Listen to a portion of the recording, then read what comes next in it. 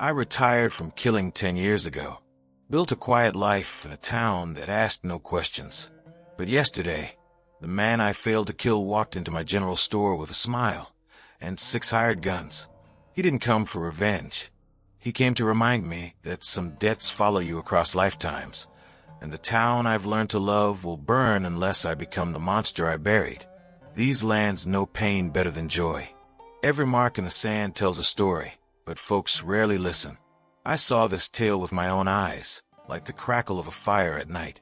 The shadows of the past don't leave. You'd best listen close. Out here, it's the only way to survive. The bell above the door chimed at precisely 3 in the afternoon, the sound cutting through the drowsy heat like a knife through butter. I was restocking shelves with Kent peaches, honest work for honest pay. The kind of life I'd promised myself after I walked away from the blood business. 10 years in redemption falls, and I'd almost convinced myself that John Creed the assassin was dead, buried in some unmarked grave alongside all the men he'd killed. But the past has a way of walking through doors you thought you'd lock forever. He stood backlit by the harsh New Mexico sun, his silhouette tall and lean in the doorway of my general store. For a moment, dust motes hung suspended in the golden light streaming past him, making him look less like a man and more like a visitation. An angel of vengeance or a demon of memory, I couldn't tell which. Then he stepped inside, and the light caught his face, and my heart stopped cold in my chest. Vicente Salazar. Alive. Impossibly, catastrophically alive. His face was older, carved deeper by years and violence, but unmistakable. The scar I'd given him ran from his left temple to his jaw, a silver line that caught the light like a brand. He wore expensive clothes, the kind that spoke of wealth earned through blood and fear. Black suit tailored in Denver or San Francisco, silver concho belt, ivory-handled Colt at his hip. Behind him, visible through the window, 6 men on horseback waited, hard-eyed killers with the look of professionals who knew their business. "John Creed," Salazar said, his voice carrying the smooth, cultured accent of old Spanish California, touched with something darker underneath. "Or should I call you by your new name? Thomas Brennan, proprietor of Brennan's General Store, pillar of the community, friend to widows and orphans." His smile was a blade wrapped in silk. Such a respectable transformation. My hand moved instinctively toward where I used to carry my gun, but that holster had been empty for 10 years. I'd sold the weapon to a cattle rancher in '77, the same week I'd bought this store. Now I carried only a ledger and the weight of memories I couldn't outrun. "You're dead," I said, the words sounding hollow even to my own ears. "I put a bullet through your chest in Sonora, watched you fall into the canyon." "You watched a man fall," Salazar corrected, stepping deeper into the store, his boots making soft sounds on the worn wooden floorboards. "But that man was my cousin Diego. We shared a family resemblance. You killed him thinking you'd completed your contract." He touched the scar on his face almost tenderly. "This, you gave me earlier in our fight. A reminder I've carried for a decade, along with something far more valuable, knowledge of who you really are, and where you ran to hide." I felt the floor tilt beneath me like the deck of a ship in a storm. For 10 years, I'd believed Vicente Salazar was dead, the last contract I'd fulfilled before I'd walked away from the assassination business. He'd been a crime lord controlling the smuggling routes from Mexico to California, a man whose death had been worth $10,000 in gold. I'd hunted him for 3 months, finally cornering him in that canyon in Sonora. The fight had been brutal. We'd both bled, both nearly died. But I'd gotten killing shot, or so I'd thought. "What do you want?" I asked, though I already knew. Men like Salazar didn't travel with 6 gunmen to reminisce. He moved to the counter, running his finger along the polished wood with the appreciation of a man who understood the value of honest craftsmanship. "I want what you took from me 10 years ago," he said quietly. "My cousin was not just family. He was my partner, my brother in all but blood. His death set my organization back 5 years. I've spent that time rebuilding, becoming stronger, richer. And all the while, I've been searching for the man who destroyed my life." Behind me, I heard the back door open, Martha, my clerk and the closest thing I had to family in this town, returning from lunch. She was a widow in her 50s, sharp-minded and kind-hearted, who'd helped me run the store for 8 years. She stepped into the room and froze, reading the tension like a telegraph operator decoding a message. "Mr. Brennan?" Her voice was uncertain. "Is everything?" "Martha, go to the back," I said, not taking my eyes off Salazar. "Lock the door. Don't come out until I call you." She was smart enough not to argue. I heard her footsteps retreat, heard the click of the storage room lock. Salazar smiled, appreciating the precaution. "Wise," he said. "I have no interest in harming innocents. My business is with you alone, John Creed." He paused, letting the name hang in the air like smoke.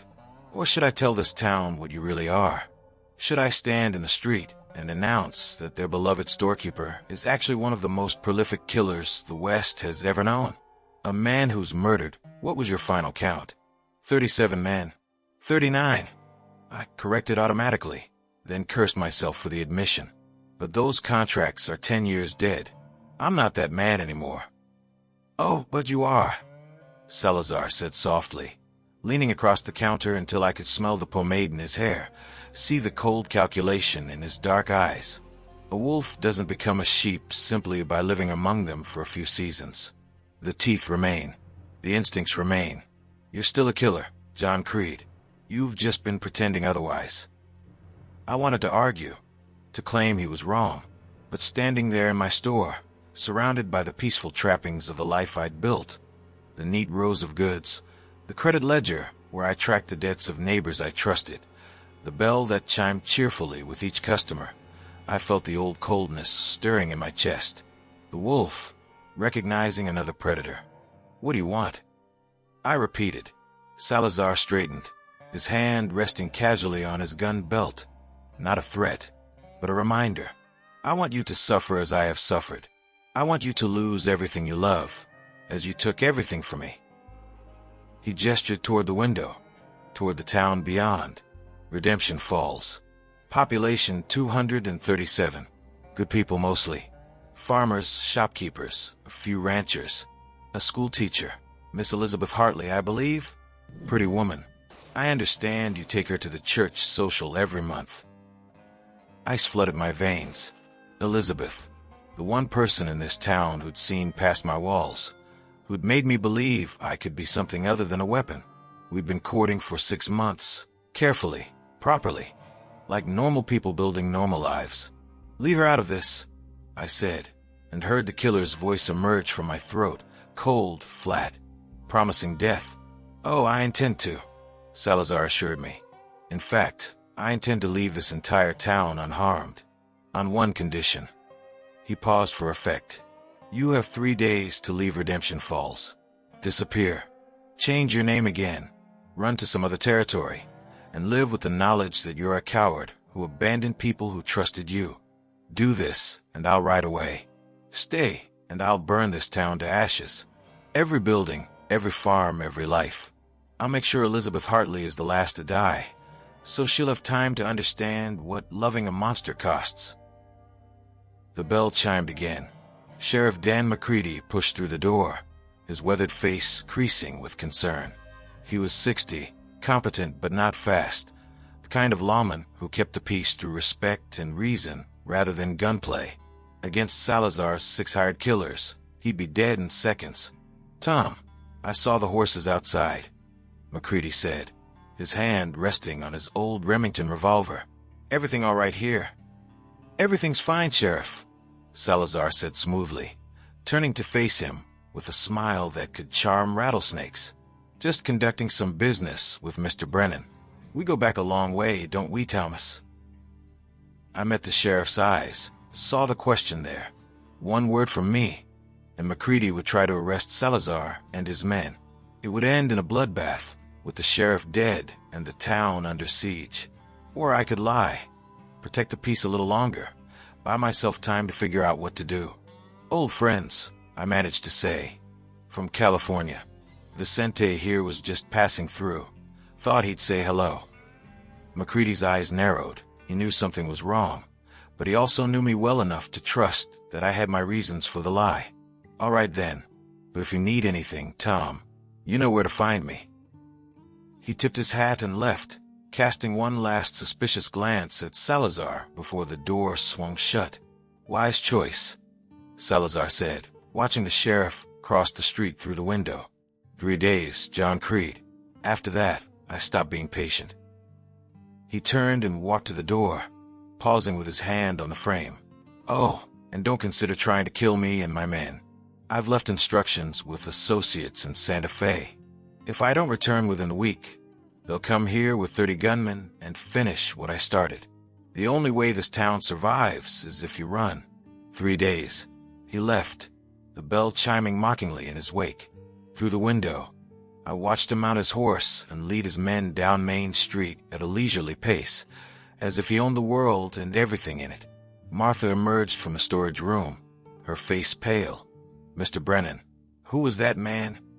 I sank onto the stool behind the counter, feeling every one of my 43 years pressing down like stones on my shoulders.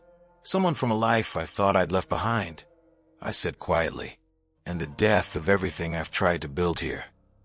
Outside, the afternoon sun continued its indifferent journey across the New Mexico sky. Redemption Falls went about its business, unaware that a wolf had walked among them, and that the town's quiet storekeeper was deciding whether to become a wolf himself, or run and leave them all to burn. 3 days, 72 hours to choose between the man I'd been and the man I tried to become, between love and survival, between cowardice and impossible courage. The bell above the door chimed again, a customer entering, expecting service, expecting normalcy. I stood and forced a smile, playing my role for a little longer. But my mind was already moving through calculations I'd thought I'd forgotten. Sight lines, ammunition counts, defensive positions, ways to kill 6 men before they could kill a town. The wolf was waking up, and God help us all. That night, I didn't sleep. I sat in the darkness of my small house on the edge of town, a bottle of whiskey untouched on the table before me, and let the memories I'd buried come flooding back like water through a broken dam. John Creed. The name felt foreign in my mouth after a decade of being Thomas Brennan. But Salazar was right. I'd never stopped being that man. I'd just hidden him beneath layers of respectability and routine, pretending the blood on my hands had washed away with time and distance. I'd started killing at 22, during the war. A Union sharpshooter with a gift for staying calm when other men panicked, for making impossible shots when lives depended on it. After Appomattox, I drifted west with thousands of other lost souls, but unlike most of them, I'd found a terrible purpose. Men with money needed men with particular skills, the kind of skills that involved making problems disappear permanently, quietly, with no connection back to the employer. I'd been good at it, too good. For 8 years, I'd taken contracts across 6 territories, building a reputation among those who trafficked in death. I never killed innocents, never took contracts on women or children, and I always made sure of my target's guilt before I pulled the trigger. These rules had let me sleep at night, let me believe I was something other than a murderer for hire. But rules don't wash away blood, and 39 deaths, justified or not, had a weight that never quite left your shoulders. Vicente Salazar had been different. He'd been a monster, a smuggler who trafficked in human misery, who'd killed anyone who stood in his way, including women and children. The contract on him had come from a coalition of Mexican authorities and American law enforcement, desperate enough to go outside the law to stop him. 10,000 in gold to end his reign of terror. I'd hunted him for 3 months, finally cornering him in that canyon in Sonora. The fight had been brutal. He'd been as skilled as I was, maybe more so. We traded bullets and knife wounds in a savage dance that had left us both bleeding in the dust. When I'd finally put a bullet through his chest and watched him fall into the darkness of the canyon below, I'd believed it was over. I'd collected my payment, and then I'd walked away from the killing business forever. Or so I'd thought. A knock at the door shattered my reverie. I reached instinctively for a weapon I no longer owned, then forced myself to breathe. Who is it? It's Elizabeth. My heart lurched. I stood quickly, smoothing my shirt, suddenly aware of how I must look. Haunted, exhausted, dangerous. But I couldn't turn her away. I opened the door. She stood in the moonlight, a shawl wrapped around her shoulders against the desert night's chill. Elizabeth Hartley was 32, with dark hair pulled back in a practical bun, intelligent brown eyes, and a quiet strength that had drawn me to her from the first moment we'd met. She taught school to the town's children, played piano at church on Sundays, and had somehow decided that the quiet, reserved storekeeper was worth her time and affection. "Tom, I saw you from my window," she said softly. "You've been sitting in the dark for hours. What's wrong?" I wanted to lie, to send her away with some comfortable fiction, but looking at her face, open, trusting, caring, I couldn't do it. She deserved better than lies, even if the truth would destroy everything between us. "Come in," I said. She entered, and I lit a lamp, keeping the flame low. We sat at my small table, the whiskey bottle between us like a confession waiting to be spoken. "That man who came to the store today," I began, the words feeling like stones in my throat. "Vicente Salazar. He wasn't an old friend. He was—" I paused, choosing my next words carefully, knowing they would change everything. "He was someone I tried to kill 10 years ago. Someone who wants revenge." Elizabeth's face remained calm, but I saw her hands tighten in her lap. "Tell me." So I did. I told her about John Creed, about the war and what came after, about the contracts and the careful rules I'd followed, about the 39 men I'd killed. I told her about Salazar, about the mistake that had brought him to Redemption Falls, about his ultimatum, 3 days to run, or watch the town burn. When I finished, the silence stretched between us like the desert itself, vast, empty, unforgiving. "I understand if you want to leave," I said finally. "I understand if you hate me. I've lied to you, to everyone here, about who I really am. I'm not the man you thought." "Stop," Elizabeth said quietly. She reached across the table and took my hand, her touch warm against my cold skin. "Tom or John, or whoever you are, do you think you're the only person in this town running from something?" I looked at her, confused. She smiled sadly. "My husband didn't die of fever, like I told people. He was a drunk who beat me for 7 years, until one night I finally fought back. I hit him with a cast iron skillet and left him bleeding on the kitchen floor of our house in St. Louis. I don't know if he lived or died. I ran that same night and never looked back." She squeezed my hand. "We're all ghosts out here, Tom. All running from something. All pretending to be someone new. That's what the frontier is. A place where the past isn't supposed to matter." "But Salazar's made it matter," I said. "And if I stay, people will die. Innocent people. You. And if you run," Elizabeth countered, "he wins. He gets to make you suffer for the rest of your life, knowing you abandoned everyone who trusted you. Is that really what you want?" "I want you safe," I said, the words raw. "I want this town safe. That's all that matters." "Then fight." Her voice was steel-wrapped in velvet. "You said you were good at what you did. Be good at it one more time. Protect us. There are 6 of them, Elizabeth. Professional killers. And Salazar says he has backup in Santa Fe. 30 more men who'll come if he doesn't return. Even if I could kill them all, which I probably can't, it would just bring worse down on this town. Then we make sure they don't want to come." Elizabeth stood, pacing my small kitchen, with the focused energy of a woman solving a complex problem. "You said Salazar rebuilt his organization after his cousin died. That means he has enemies, people who'd be happy to see him gone for good. What if we made sure those enemies knew where he was?" I stared at her. "You're talking about starting a war. I'm talking about using the same tactics he's using against you. Information, fear, leverage." She turned to face me, and in the lamplight, I saw not the gentle schoolteacher, but someone harder, someone who understood survival in ways most people never had to learn. "You know his world, Tom. You know how these men think. Use that. Find a way to make him vulnerable, then take him down so completely that his organization collapses. No backup, no revenge, just over." It was insane. It was dangerous. It was exactly the kind of calculated risk that John Creed would have taken. I'd need information, I said slowly, my mind already working through possibilities. About his current operations, his enemies, his weaknesses. And I'd need weapons, real ones, not the hunting rifles most people here own. Then get them. Elizabeth sat back down, her eyes locked on mine. You have 3 days. Use them. Why? I asked. Why are you helping me? Why aren't you running as far from me as you can get? She smiled, and it was sad and warm and fierce all at once. Because for 6 months, you've been kind to me. Patient. Respectful. You've made me laugh, made me believe I could trust again. She paused.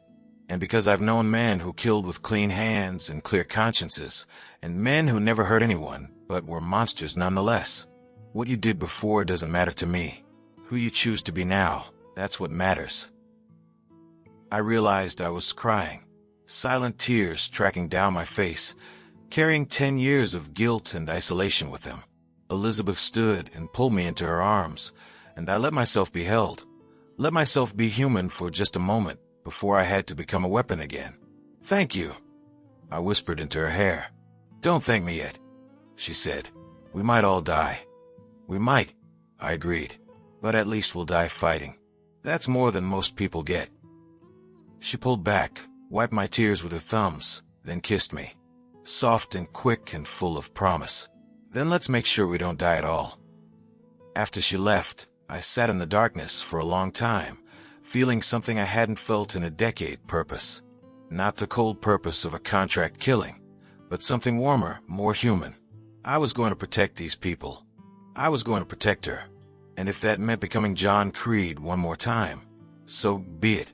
I pulled out paper and began making lists, names, resources, possibilities. By dawn, I had the skeleton of a plan. It was dangerous, probably insane, and had about a dozen points where everything could go catastrophically wrong. But it was a chance. And sometimes, a chance is all you get. The sun rose over Redemption Falls, painting the desert gold and crimson. I watched it through my window and thought about wolves and sheep, about monsters and men, about the thin line between justice and murder. Then I stood, washed my face, and went to start my transformation from Thomas Brennan, storekeeper, back into John Creed, killer. I had 2.5 days left. Time to hunt.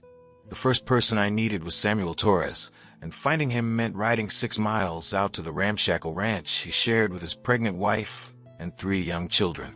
Samuel was 35, a former Texas Ranger who'd left the service under circumstances he never discussed, and spent his days now trying to coax a living from unforgiving soil. I found him mending fence in the brutal morning heat, his shirt soaked with sweat, his hands calloused and bleeding from wire cuts. He looked up as I approached, surprise crossing his weathered face. "Tom, what brings you out here?" I dismounted, choosing my words carefully. "I need your help, Samuel, and I need your discretion." He set down his tools, reading something in my expression that made his former lawman instinct surface. Inside, he said, his wife, Maria, was kneading bread in their small kitchen, her belly round with their 4th child. She smiled at me, started to offer coffee, but Samuel shook his head. "Give us a moment, mi amor." When we were alone in his small barn, I told him everything. A shorter version than I'd given Elizabeth, but hitting all the crucial points. John Creed, Vicente Salazar, the ultimatum, the plan forming in my mind. Samuel listened without interrupting, his face hardening with each revelation. When I finished, he was quiet for a long moment. "You're asking me to kill 6 men," he said finally. "I'm asking you to help me defend this town against 7 men who'll burn it to the ground if we don't stop them." "There a difference?" "Maybe not," I admitted. "But I can't do this alone, Samuel. I need someone who knows how to fight, how to think tactically, someone I can trust to watch my back." "Why'd you leave the Rangers?" I'd never asked before, respecting his privacy, but now I needed to know. He sighed, leaning against a support beam. "We raided a hideout up in Panhandle. Got bad information. Turned out to be a family ranch, not an outlaw camp. My captain wanted to cover it up, blame them for resisting. I refused, testified against him, made me unpopular, decided it was healthier to retire. So you walked away from something you believed was wrong. I did. I'm asking you to walk towards something you believe is right. Samuel looked through the barn door at his house, where his wife was visible through the window, singing softly as she worked.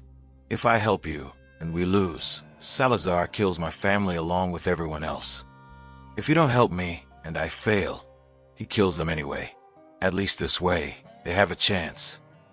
He closed his eyes, and I could see the weight of fatherhood, of responsibility, pressing down on him. Then his eyes opened, clear and resolved. What do you need? Relief flooded through me. Weapons, intelligence, and your skills. I'm good at killing from a distance, planned and careful. But if this goes wrong, it'll be close and fast and messy. I need someone who can handle that. I can handle it. He paused. Who else? Jacob Marsh. Samuel's eyebrows rose. The doctor. He was a battlefield surgeon. Seen more violence than either of us, and he's steady under pressure. Anyone else? Hopefully not. 3 of us, 7 of them. Those are better odds than it sounds, if we're smart about it. Samuel nodded slowly. All right, but we do this right, Tom. No innocents get hurt, and if there's a way to end this without killing, we take it. Agreed. Though we both knew that with men like Salazar, there usually wasn't. We found Dr. Jacob Marsh at his small clinic, stitching up a rancher who'd argued with a particularly opinionated mule and lost. Jacob was 58 rail thin, with gentle hands and eyes that had seen too much suffering. He'd served with a Massachusetts regiment during the war, developing a reputation for saving men other surgeons would have given up on. After his patient left, I made the same pitch I'd made to Samuel. Jacob listened, his long fingers steepled in front of his face, utterly still. I'm healer, he said when I finished. First, do no harm. That's the oath I took. I'm not asking you to kill anyone, I said. I'm asking you to help keep people alive. Us and everyone in this town. And if Salazar's men are wounded, do I let them die? The question hung in the air like smoke. Samuel shifted uncomfortably beside me. I can't answer that for you, Jacob, I said finally. That's a choice you'll have to make in the moment. But I need you there.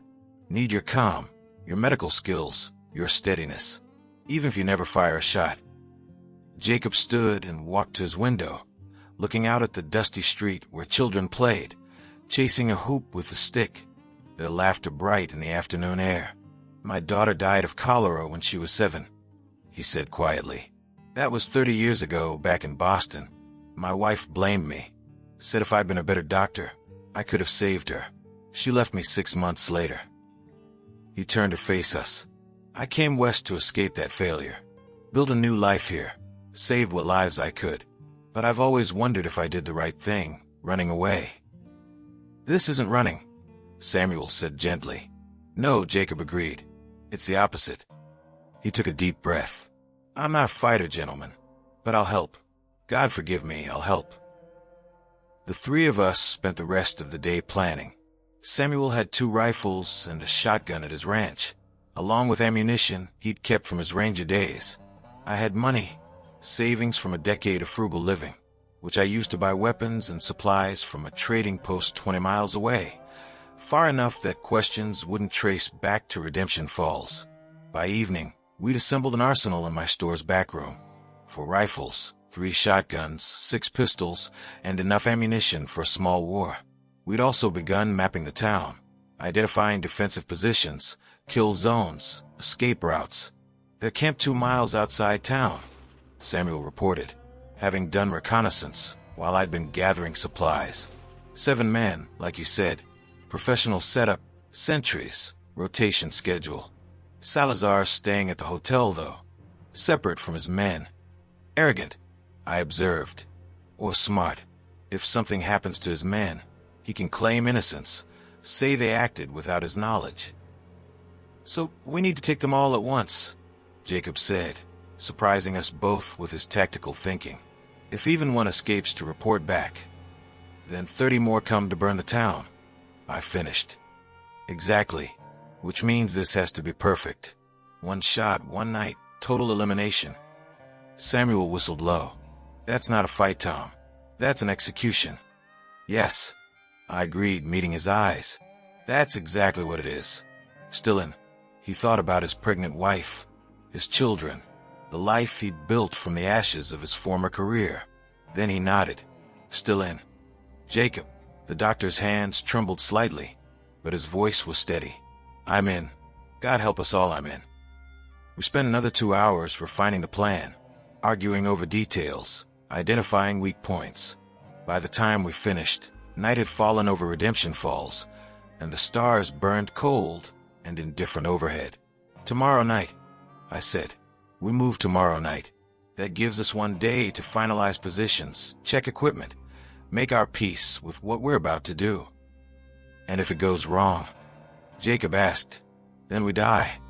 I said simply. But the town survives. That's the deal, our lives for theirs. Everyone understand? They nodded, both men looking older and graver than they had that morning. We shook hands, a solemn pact sealed in the back room of a general store, between a retired killer, a former lawman, and a haunted doctor. After they left, I sat alone in the darkness, listening to the night sounds of the town I'd learned to love. Somewhere, Elizabeth was preparing lessons for tomorrow's school day. Somewhere, children slept safe in their beds. Somewhere, ordinary people lived ordinary lives, unaware that 3 men had just decided to become killers on their behalf. I thought about wolves and sheep again, about the violence good men sometimes had to embrace to protect the innocent. Then I checked my weapons one more time and tried to sleep, knowing tomorrow would be my last day as Thomas Brennan. After tomorrow, I would be John Creed again, possibly for the last time. The wolf was fully awake now, and it was hungry.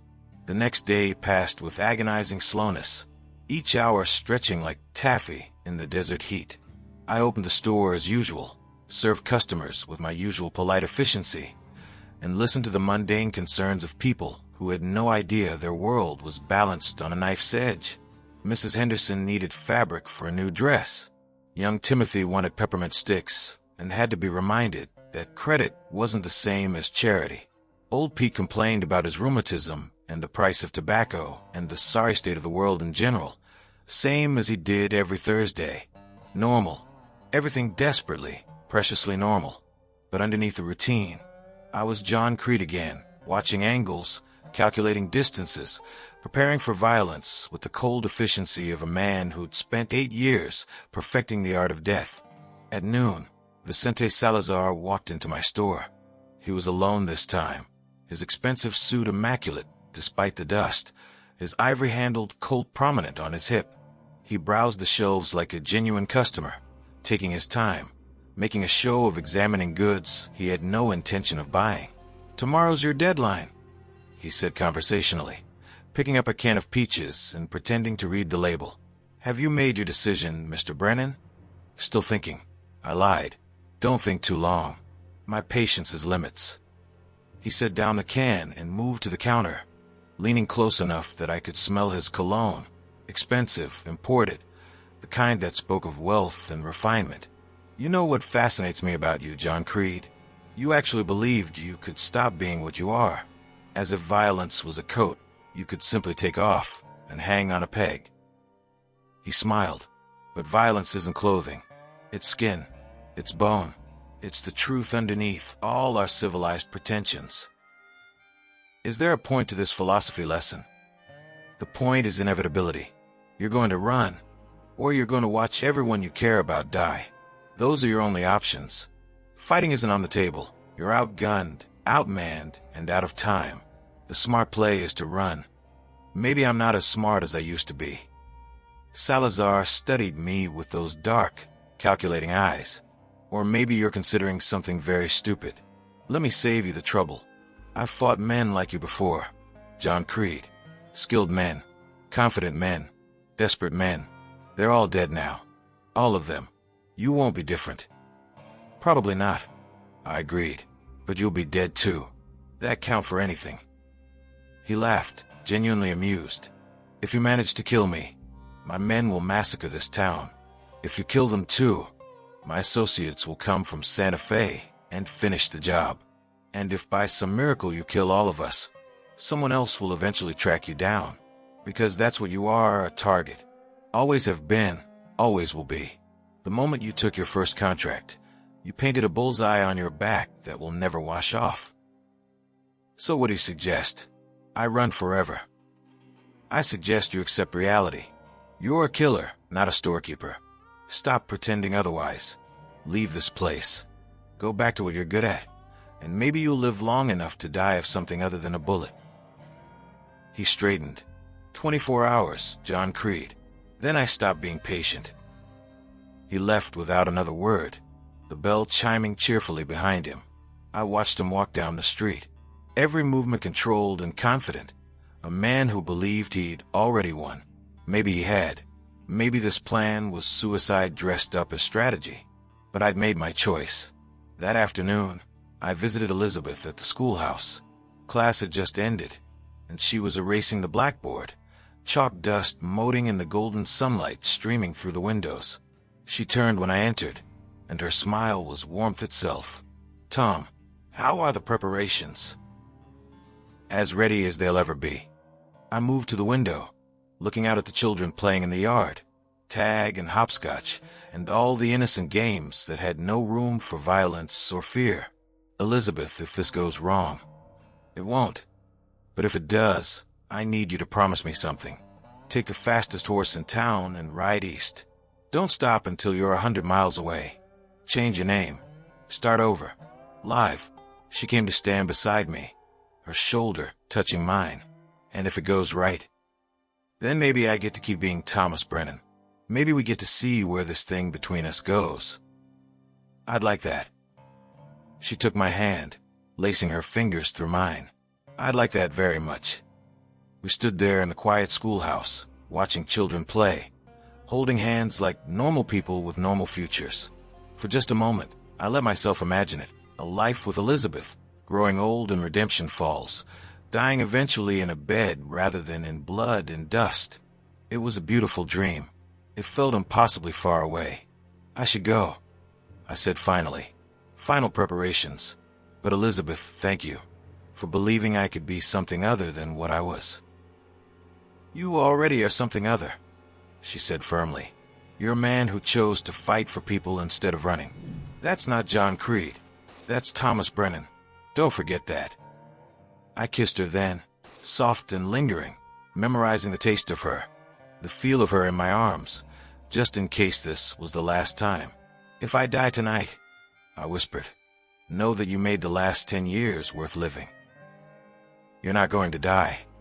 She pulled back, framed my face with her hands, fierce and certain. "You're going to win, and then you're going to come back here, and we're going to build the life you deserve. Understand?" I managed to smile. "Yes, ma'am." As the sun set over Redemption Falls, painting the sky in shades of blood and fire, I met Samuel and Jacob behind my store. We were dressed in dark clothes, our faces grim, our weapons checked and rechecked. 3 men preparing to do violence in the name of peace. "Everyone clear on the plan?" I asked. They nodded. We'd gone over it a dozen times. Positions, timing, backup plans, escape routes. There was nothing left to discuss except the fear we were all feeling and too proud to name. "This isn't murder," Samuel said suddenly. "I need to hear someone say it. This isn't murder." "It's war," I said. "Small war, maybe. Quiet war, but war nonetheless. And in war, killing the enemy to protect innocence isn't murder. It's duty." "I'm a healer," Jacob whispered, staring at the rifle in his hands like it was a snake. "I'm a healer." "You're a protector," I corrected gently. "Tonight, healing means preventing harm. Whatever you have to do to accomplish that is right and good and necessary. Believe that." He nodded, though his hand still shook. "Gentlemen," I said, checking my pocket watch. "It's time." We moved out into the darkness, 3 shadows among many, heading toward the camp where 7 men slept, unaware that death was coming for them on soft feet and with cold purpose. The wolf had been unleashed. and there would be blood before dawn.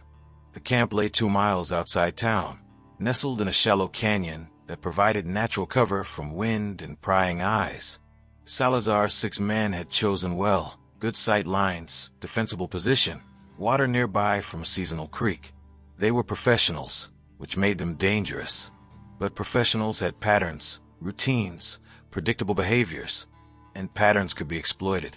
We approached from 3 directions, moving slow and silent through the scrub brush and rocks. The moon was a thin crescent, giving just enough light to navigate by without exposing us. Samuel took the north approach, where 2 men sat watch by a small fire.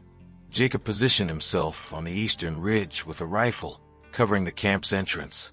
I moved south, toward where the remaining 4 men slept in their bedrolls. The plan was simple. I would take out the 4 sleeping men with my knife, silent and quick. Samuel would handle the 2 sentries simultaneously. 1 shot from his rifle for the man on the left, a follow-up from his pistol for the one on the right before he could cry out. Jacob's job was to cover any surprises, any variable we hadn't anticipated. Simple. Not easy. Never easy. I'd killed men before, but never like this.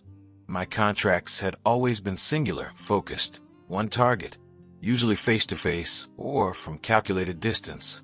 This was different. This was wholesale slaughter of sleeping men, and no matter how necessary, no matter how justified, it sat in my gut like poison. But I'd made my choice.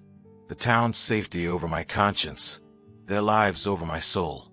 I crept to the first bedroll, knife in hand. The man inside was young, maybe 25, with a thin mustache and a face that probably smiled easily when he wasn't being paid to kill. I wondered if he had family, if someone would mourn him, if there was any version of this where he deserved mercy. Then I remembered Salazar's threat. Every building, every farm, every life. Elizabeth deadliest, understanding what loving a monster costs. I drove the knife into his throat, severing the carotid and windpipe in 1 practiced motion. He jerked once, tried to gasp, then went still.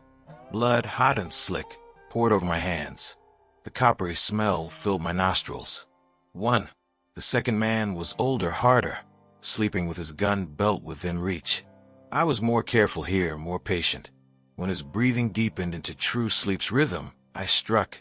Same motion, same result. He died without waking. 2. The third man heard something. Maybe the wet sound of dying. Maybe just instinct. His eyes snapped open just as I reached him, and for 1 frozen heartbeat, we stared at each other. I saw recognition in his gaze. Fear. Understanding of what was coming. Then my knife found his throat, and the understanding went dark. 3. The 4th man was the problem. He'd been sleeping light, probably scheduled for the next watch rotation. My approach woke him fully, and he rolled away from my strike with the speed of someone who'd survived too many close calls to be slow. "Raiders," he shouted, his hand closing on his pistol. Everything accelerated into chaos. Samuel's rifle cracked from the north, 1 sentry down, but the 2nd sentry was already moving, dropping behind cover, his own rifle coming up. Samuel's pistol barked twice, but the angle was wrong, and the shot sparked off rock. The 4th man fired at me point blank. The bullet creased my ribs, burning like a brand, but I was already moving. I dropped my knife and drew my pistol, a cold peacemaker I'd bought yesterday. Its weight unfamiliar after 10 years. My first shot took him in the chest. My second took him in the head as he fell. 4. Gunfire erupted from the north. Samuel and the remaining sentry exchanging shots in the darkness, muzzle flashes strobing like lightning. I ran toward the sound, my side screaming where the bullet had grazed me, my heart hammering, the old combat instincts flooding back like muscle memory. Jacob's rifle boomed from the ridge. The sentry jerked and fell, a dark hole appearing in his back. 5. Silence crashed down like a physical force. 5 men dead in less than a minute. The camp reeked of gunpowder and blood and voided bowels, the perfume of violent death. "Report." I called. "Clear north." Samuel responded, his voice tight. "Clear east." Jacob added, sounding shocked at what he'd done. I moved through the camp, checking bodies, confirming kills. All dead, all beyond mercy or judgment. 5 professional killers eliminated with ruthless efficiency. But we'd only killed 5. Salazar wasn't here, and neither was one other man. The enforcer Salazar had brought, a scarred giant I'd glimpsed yesterday. They're in town, I said, ice flooding my veins. It's a trap. He knew we'd come for his men. We ran, abandoned stealth and caution, and ran full out through the darkness, lungs burning, legs pumping, fear driving us faster than exhaustion could slow. 2 miles across rough desert terrain, every second an eternity, every heartbeat pounding Elizabeth's name. We burst into town to find it quiet. Too quiet. No lights. No movement. Just the terrible silence of a held breath. Then a scream shattered the night. High and terrified and unmistakably Elizabeth's. I ran toward the schoolhouse, where a lamp burned in the window like a beacon or a lure. Samuel and Jacob flanked me, weapons ready, but I barely registered their presence. Every fiber of my being was focused on that lit window. That scream, the woman inside. I kicked open the schoolhouse door. Salazar stood in the center of the room, immaculate as always, his ivory-handled Colt pressed against Elizabeth's temple. She was on her knees, her face pale but defiant, her eyes finding mine with an expression that said everything: love and terror and apology and fierce determination not to break. Behind Salazar, the scarred giant held Sheriff McCready and Martha from my store at gunpoint. 3 hostages, 2 killers, and me with a smoking gun and blood on my hands. "John Creed," Salazar said pleasantly. "Right on time. I assume my men are dead." "All of them. Efficient. I expected nothing less." He pressed the gun harder against Elizabeth's head, making her wince. "But did you really think I'd make it that easy? Did you think I'd sleep in a camp with hired help when I could sleep in a comfortable hotel bed and set this perfect trap?" "Let them go, Vicente. Your fight is with me." "Oh, but it's not just with you anymore." His smile was a razor wrapped in silk. "You killed 5 of my men. That's expensive. That requires compensation." He gestured with his free hand. "Here's what's going to happen. You're going to put down your weapons. All of you. Then you're going to watch while I kill everyone in this room except you. And then you're going to live with that. Live with knowing that your heroism, your noble stand, cost everything." "Or," I asked, playing for time, for options, for anything. "Or you can try to be fast. Try to kill me before I kill her." He cocked a hammer on his Colt with a sound like fate clicking into place. "But we both know how that ends, don't we? I'm faster than you, John Creed. I've always been faster. That's why I'm alive and you're about to lose everything." Time slowed. I saw every detail with crystalline clarity.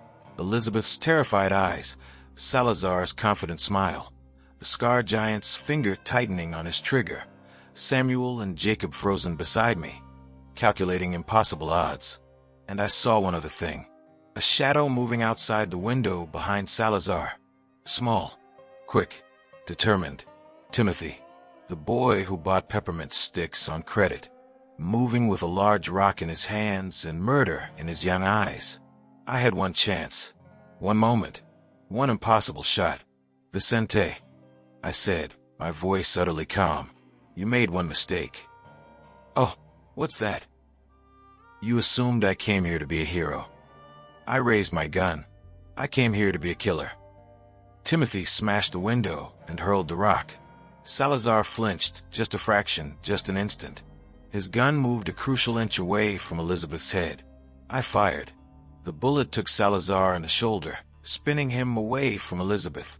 She dropped flat. Samuel's rifle boomed, and the scarred giant stumbled backward, a red flower blooming on his chest. Jacob's rifle cracked, and the giant fell. But Salazar was still moving, his gun coming up, his face twisted with rage and pain. He fired. The bullet burned past my ear. I fired again. Missed. He fired again. This shot punched into my left shoulder, white-hot agony that nearly dropped me. We were 10 feet apart, both wounded, both raising our guns for the killing shot. "Fast enough?" I asked. We fired simultaneously. His bullet grazed my neck. Mine hit him square in the chest, punching through his expensive suit and the heart beneath. Vicente Salazar fell backward, shock on his face, blood spreading across his white shirt like a crimson flower blooming. He tried to speak, coughed blood instead, and died staring at the ceiling with eyes that would never close. The scarred giant, impossibly, was still moving, crawling toward his dropped gun with terrifying determination. Jacob shot him again, then Samuel, then me. 3 bullets to finally put him down for good. Silence. Then Elizabeth was in my arms, sobbing, checking my wounds, alive and whole and terrifyingly precious. Sheriff McCready was helping Martha to her feet. Timothy stood in the broken window, pale and shaking, a boy who'd just helped kill a man. "Is it over?" Elizabeth whispered against my chest. "Not yet," I said, pain making my voice rough. "We need to move. Now." We had maybe an hour before dawn, and precious little time before Salazar's associates in Santa Fe realized something was wrong. Jacob patched my wounds in my store, the graze on my ribs, the bullet in my shoulder, the neck wound that had come inches from opening my carotid. I'd been lucky. Impossibly, miraculously lucky. "You live," Jacob said, his hand steady despite having killed a man an hour ago. "But you need rest. Real rest. Not whatever insanity you're planning next." "Can't rest yet." I looked at Samuel, who was loading Salazar's and the giant's bodies into a wagon. "We need to disappear these men. All 7 of them. Make it look like they never came here. And when his Santa Fe friends come looking, they'll find nothing. No bodies. No witnesses except us. And we'll say they rode through, stayed one night, rode out heading west. Just travelers passing through." "They won't believe it," McCready said. The sheriff looked older, shaken by violence in his peaceful town. "They'll tear this place apart looking for answers. Then we give them answers." I pulled out the letters I'd found in Salazar's hotel room, correspondence with his associates, details of his operations, evidence of crimes that would interest federal marshals. "We send these to the territorial government. Anonymous tip about a criminal organization operating out of Santa Fe. Let the law do what we can't. Dismantle his empire from the inside." Elizabeth, still pale but composed, nodded slowly. "It might work. If his associates are busy protecting themselves from federal investigation, they won't have time to worry about missing Vicente." "It's a gamble," Samuel said. "Everything's a gamble." I looked at each of them. Elizabeth, Samuel, Jacob, McCready, Martha, young Timothy who'd thrown the rock that saved us all. But it's the only play we have. So we make it work. We bury the bodies where they'll never be found. We clean up every trace of blood. We tell the same story until it becomes truth. And we pray that's enough. We worked through the night. Samuel and I rode out to a box canyon 10 miles east and buried 7 men in graves that would never be marked or mourned. Jacob stayed in town, treating our wounds officially as accidents, me with a fall from a ladder, Samuel with the horse kick. Elizabeth rallied the townswomen to scrub the schoolhouse until no trace of blood remained. By dawn, Redemption Falls looked exactly as it had 3 days ago. Quiet, peaceful, innocent, but we all carried the weight of what we'd done. 7 men dead, 7 souls on our conscience, justified or not. 3 days later, a group of hard-eyed men rode into town asking about Vicente Salazar. McCready told them what we'd agreed, yes. Senor Salazar stayed one night. Seemed pleasant enough. Rode out heading west with his men. No, he didn't say where he was going. No, there wasn't any trouble. They searched. Found nothing. Threatened. Got nowhere. The whole town backed our story with the solidarity of people protecting their own. Eventually, they left, suspicion in their eyes, but no proof to justify violence. 2 weeks after that, federal marshals raided Santa Fe, arresting 15 members of Salazar's organization on charges ranging from smuggling to murder. The anonymous tip had worked. Without their leader, without their structure, the network collapsed. The threat to Redemption Falls died with Vicente Salazar in that unmarked grave. But some things don't die so easily. I stood in my store one afternoon, a month after the killing, and realized my hands were shaking, had been shaking for days. Elizabeth found me that way, staring at my trembling fingers like they belonged to someone else. "Tom," her voice, soft with concern. "I thought I'd left it behind," I said. "The killing, the blood. I thought Thomas Brennan had replaced John Creed. But I'm still him, Elizabeth. Still the wolf. The sheep costume didn't change what's underneath." She took my shaking hands in her steady ones. "You're not a wolf. Wolves kill for food, for territory, for instinct. You kill to protect. There's a difference. Is there? 7 men are dead because of me. 7 men who would have killed hundreds if you'd let them.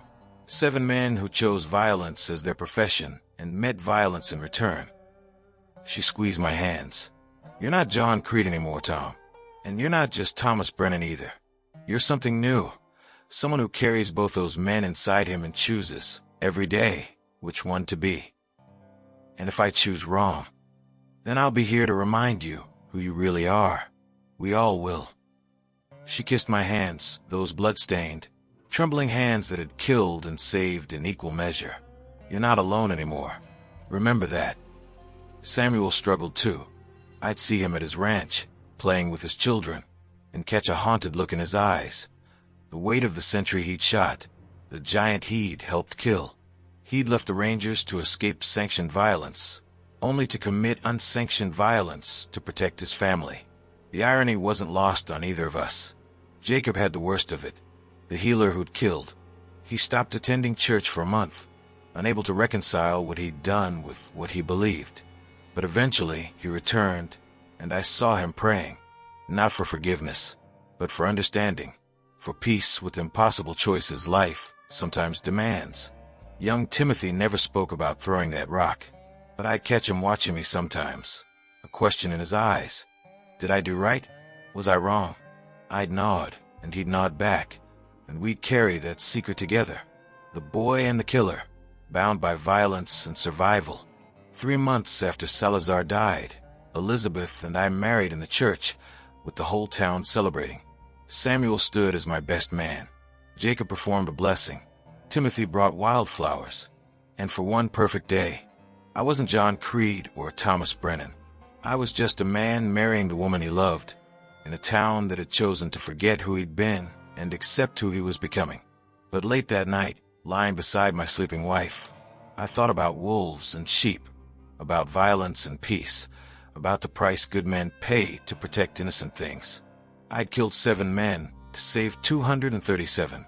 The math seemed simple, but math doesn't account for nightmares, for the weight of souls, for the truth that violence, even justified violence, leaves scars that never fully heal. I thought about Vicente Salazar's last words. "You're a killer. Always have been, always will be." Maybe he was right. Maybe John Creed never truly died in that canyon 10 years ago. Maybe he just hibernated, waiting for the moment he'd be needed again. But lying there in the darkness, Elizabeth's warmth beside me, the peaceful sounds of redemption, falls drifting through the window, I made myself a new promise. John Creed would sleep unless the town needed him, and Thomas Brennan, flawed, haunted, but trying, would live in the light, building something good from the ashes of something terrible. The wolf would rest, but he'd never truly die, because sometimes, to protect sheep, you need a wolf, and I'd learned to be both. Outside, dawn was breaking over the desert, painting everything gold and new. Another day, another chance, another choice between the man I'd been and the man I was trying to become. I chose to stay, chose to build, chose to love, and if darkness came again, if some new threat found redemption falls, I'd face it the same way I'd face Salazar, with courage, with companions, with the cold calculation of a man who'd killed for money once, and who'd kill for love now. Elizabeth stirred beside me, smiled without waking, nestled closer. I held her and watched the sunrise and knew, with absolute certainty, that I'd made the right choice. Some debts can only be paid in blood, but some rewards can only be earned through love. And in that balance, blood and love, darkness and light, wolf and man, I finally found something worth more than any contract, any amount of gold, any reputation. I'd found home. The assassin had retired. And this time, he'd stay retired. Unless he was needed. God help anyone who made that necessary. See you around, my friend. I've got another story for you.